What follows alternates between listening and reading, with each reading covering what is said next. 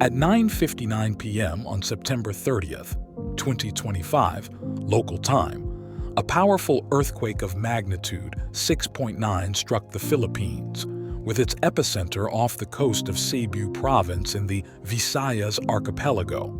According to the authorities, the earthquake occurred at a shallow depth, estimated between 5 and 10 km, amplifying the destructive effects on the surface. In an instant, entire neighborhoods collapsed. Wooden and lightweight masonry homes were destroyed, concrete buildings severely damaged or destroyed. In the hilly areas, landslides occurred, isolating small villages and cutting off vital communication routes. In Bogo, a city near the epicenter, bridges and main roads showed deep cracks, slowing the arrival of rescue workers. The power grid collapsed. Vast swaths of Cebu and its surrounding areas were left in darkness, while communications were cut off, leaving many families without contact with emergency services. Terrified people ran into the streets, many in their pajamas or barefoot, seeking shelter in the chaos. One mother described clutching her daughter in her arms when the ceiling collapsed above them. In Bantayan, a man described the roof collapsing on top of his children. Rescuers, military personnel, and volunteers dug with their hands, shovels, and search dogs to extract survivors. Operations were complicated by constant aftershocks, rain, and unstable conditions. At the latest official count, at least 72 people have died, and 294 have been injured in the September earthquake. Tens of thousands of homes have been damaged. Over 18,000 buildings were affected, with approximately 3,500 completely destroyed. The hardest-hit areas include Bogo and San Remigio, where most of the victims were concentrated. Many have remained trapped in densely populated urban centers and remote areas where rescue efforts are struggling to reach. The region was already suffering from heavy rains and saturated soil, which increased the risk of landslides. Road closures, damaged bridges, and landslides along slopes hindered the passage of ambulances and heavy vehicles. Several hospitals were damaged or declared unsafe. Patients were moved outdoors to emergency tents. Adverse weather conditions continue to complicate operations in mountainous and isolated areas. The government has declared a state of disaster in Cebu province and surrounding areas, authorizing the use of emergency funds.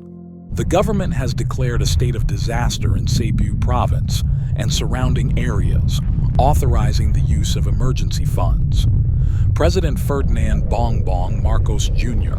has activated military teams, engineers, and specialized units to support local relief efforts.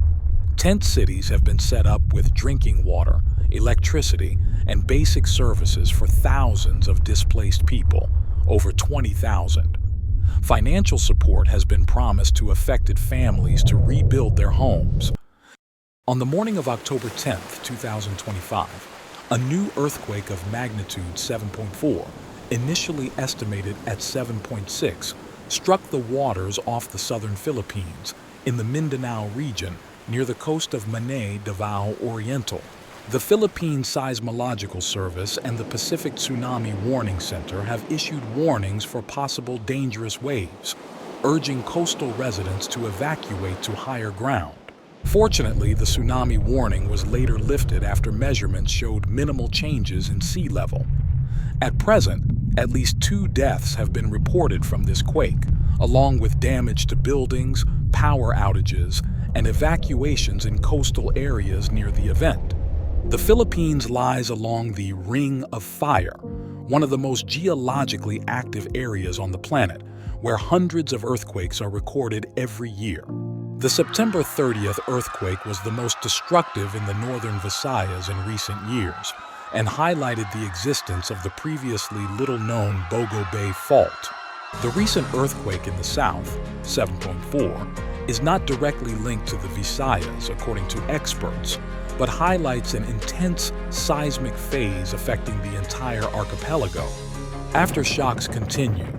Thousands of smaller tremors continue in the area of the September earthquake, keeping tensions high among the population. Nature's double blow, the earthquake of September 30th and the tremor of October 10th, testifies to the unpredictability and relentlessness of the Earth's forces. Thousands of lives have been upended, communities devastated, and infrastructure destroyed. Although the tsunami warning has been lifted, the sense of vulnerability remains acute among coastal populations. The next few days will be crucial for relief efforts, assessing the actual damage and implementing reconstruction and prevention plans. We must not ignore these tragic events. They are reminders of how fragile our world is and how necessary it is to invest in safety, preparedness, and solidarity.